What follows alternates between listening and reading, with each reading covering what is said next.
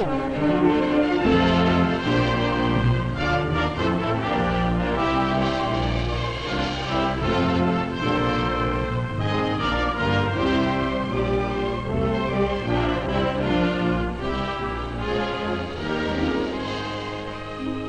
is Indian country, land of the Navajo in southeastern Utah.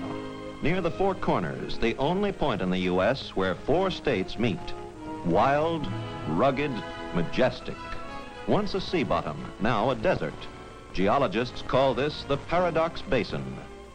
Paradox Basin is well named, for paradoxically, the Navajo is proud of his land, despite an age-old struggle to wrest a living from it. Calvin Klosky and his uncle Bill Draper, Navajo Ranger, will tell you that theirs is the largest Indian tribe, and this the largest reservation, 24,000 square miles. A new source of pride and tribal income is the thriving oil industry on their reservation. Calvin, with his uncle on patrol, had never before seen an oil well. There were none until recent years, and for years before that, so many dry holes were drilled looking for oil that oilmen called this the graveyard.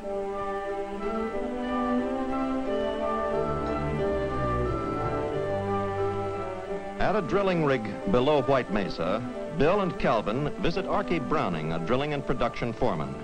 This is well number 7 on Navajo Oil Lease 106 of the Carter Division of Humble Oil and Refining Company. We're just in time to see a daily round trip completed. Round trip is oilman's lingo for the job of pulling drill pipe, changing a worn-out drill bit, and returning to the business of making hole. We're drilling in shale, 1,600 feet down, and have almost 4,000 more feet to go. Gushers and very shallow oil wells are relics of the past. Now, deep holes have to be drilled, with no guarantee of success. Carter alone spent $8 million in 10 years and drilled 15 dry holes before drilling its first producer in the Four Corners. Its competitors had similar experience. Our well is being drilled in an established field. That means it will probably find oil, a mile straight down. Initially, it should add up almost 300 barrels a day to our nation's oil production. Equally important to the Navajos, it will increase the tribe's income for the benefit of all its people. For it is tribal policy to use all natural resources for the long-range good of its people.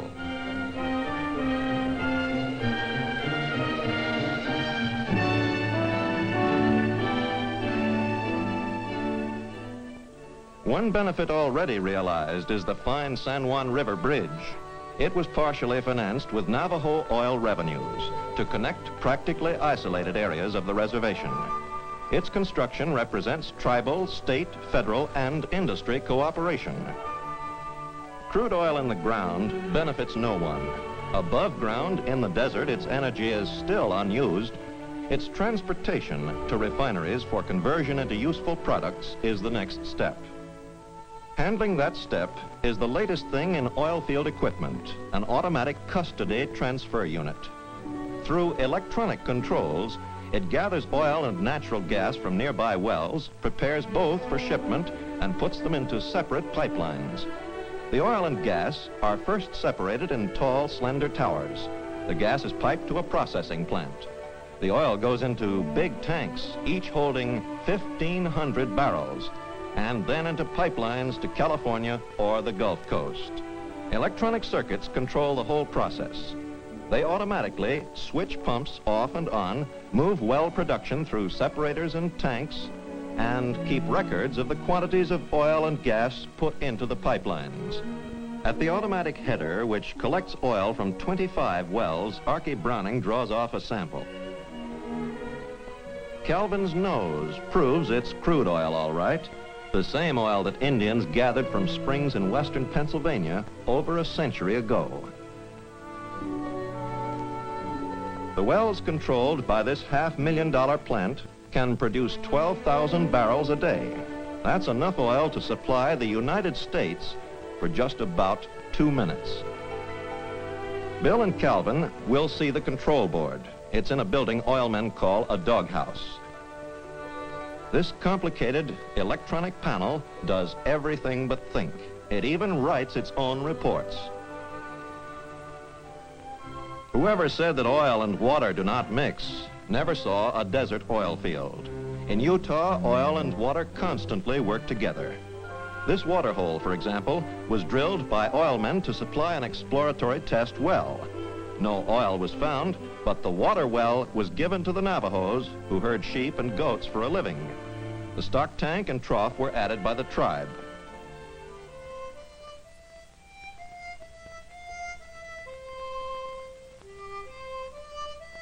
Both Calvin and Bill are experienced campers. Bill served overseas with the armed forces. Calvin is a Boy Scout. At their campsite, beside the San Juan, Calvin, in all of his 12 years, has never been so far from home. Calvin's home is in Window Rock, Arizona, capital of the Navajo Nation and colorful tourist resort. Window Rock, named for its curious rock formation, has breathtaking scenery. It is the center of government and culture for the 85,000 Navajos. It is also Navajo headquarters for the Federal Bureau of Indian Affairs, protective agency for all American Indians. But the Navajos, with income from oil and other resources, are gradually becoming self-sufficient. They elect their own leaders and a council of 74 representatives who make laws and control tribal funds. Typical executives under Navajo Chairman Paul Jones and Vice Chairman Scott Preston are these two young administrators. J. Morris McCabe is Executive Secretary to the tribe, a member of the school board, and a driving force for Navajo progress. Manuel Bigay, Legislative Secretary, dedicates his career to tribal law and representative government.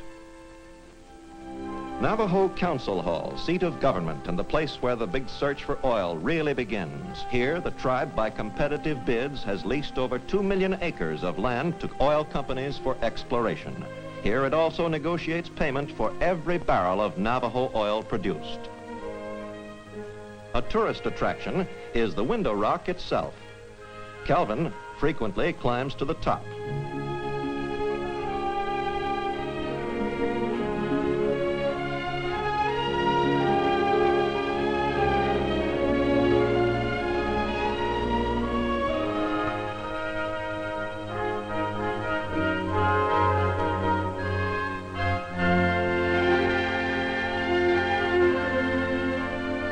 His vantage point provides majestic views and almost a picture window on his present and future.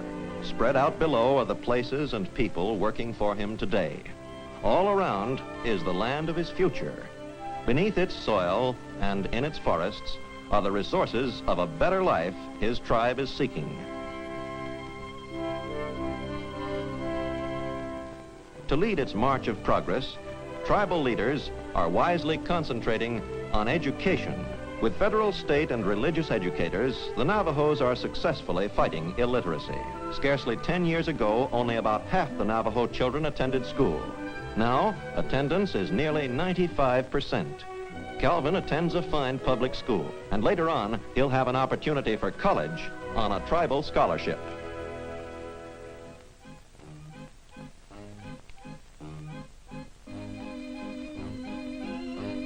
The annual Navajo Tribal Fair has all the sights, sounds, and spicy aromas of every country fair.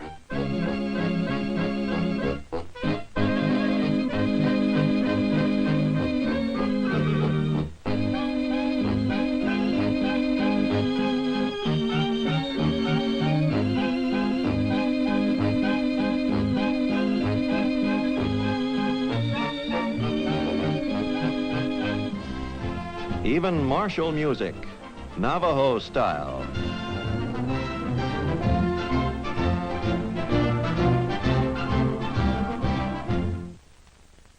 A lasting monument to wise tribal spending is the Civic Center at Window Rock. It was built with the Navajos' income from oil. At fair time, it's the exhibit hall. Throughout the year, it presents movies, concerts, and sports events for all. Now it's rich with the world-famous Navajo handicrafts and artwork, and well supplied with information about tribal health and vocational assistance available to the Navajos.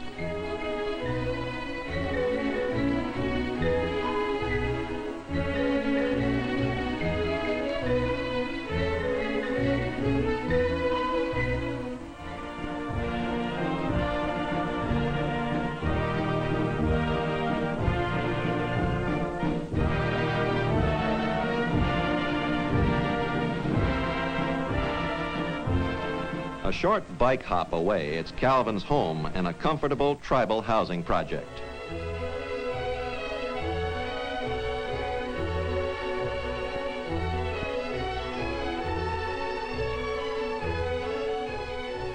Sister Patty is just 18 months old. His mother is a telephone operator at Navajo headquarters. His father, Guy Klosky, is employed at the tribe's power plant.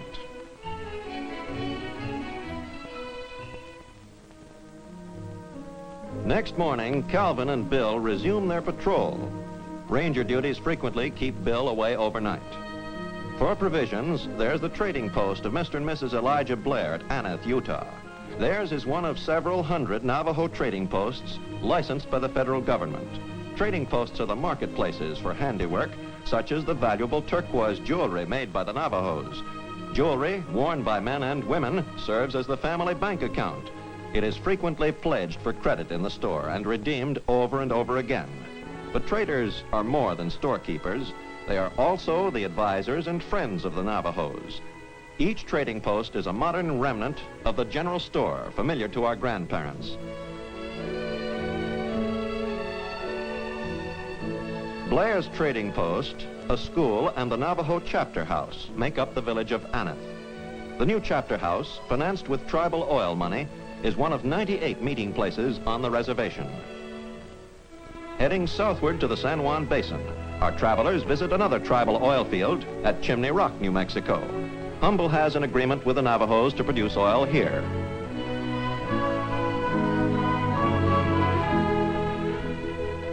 Production Superintendent E.D. Walcott is in charge. The drilling program has been completed here, and Humble has 40 wells at work, each delivering about 40 barrels a day. It also goes by pipeline to the west coast for refining. Calvin goes aloft for the view from atop the 1,000-barrel storage tanks. His vantage point might easily give a symbolic view of a brighter future, for it shows a land awakened, a land blessed with oil and with uranium, coal, and timber. Equally important are the energies of his people, the ambitions of his leaders, and their progressive spirit. Tribal Chairman Paul Jones summed it up recently in a report to the council. A fresh wind is blowing across our reservation, he said. It's the wind of progress for our people. Calvin's people and generations yet to come will reap that wind of progress.